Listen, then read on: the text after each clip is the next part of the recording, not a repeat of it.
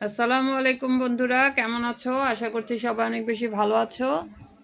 নাস্তা খাচ্ছি সকালে। আজকে ডিম পোচ করেছি আর পাউরুটি ভেজেছি। একটু হালকা করে পাউরুটিটা ভেজে নিলে খেতে কিন্তু ডিম পোচের সাথে অনেক ভালো লাগে। বিসমিল্লাহ।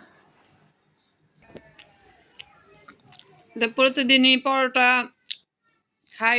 তোমরা ভাবতে পারো যে আমি অন্য নাস্তার করি না।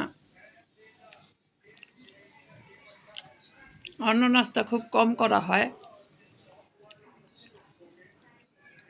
এই মনে করো মাসে একদিন হয়তো বা এই ডিম পোচ বা পাউরুটিটা খাই, কিন্তু পুরো মাসই মনে করো রুটি আর ভাজি তরকারি যা আছে মানে পরোটা এটা দিয়েই খাই নাস্তা।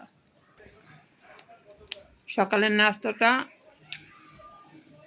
মনের মতো করে খেতে হয়।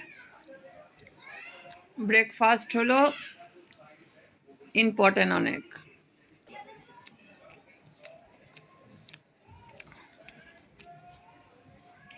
পাউরুটি নাস্তাটা খেতে ভালো লাগে না, ছেলে মেয়ে ওরাও পছন্দ করে না বেশি একটা।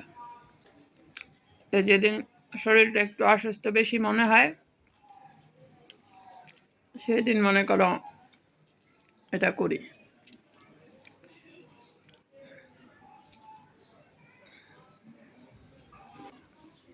তোমরা নাস্তা কি খেলে কমেন্টে আমার সাথে শেয়ার করবে।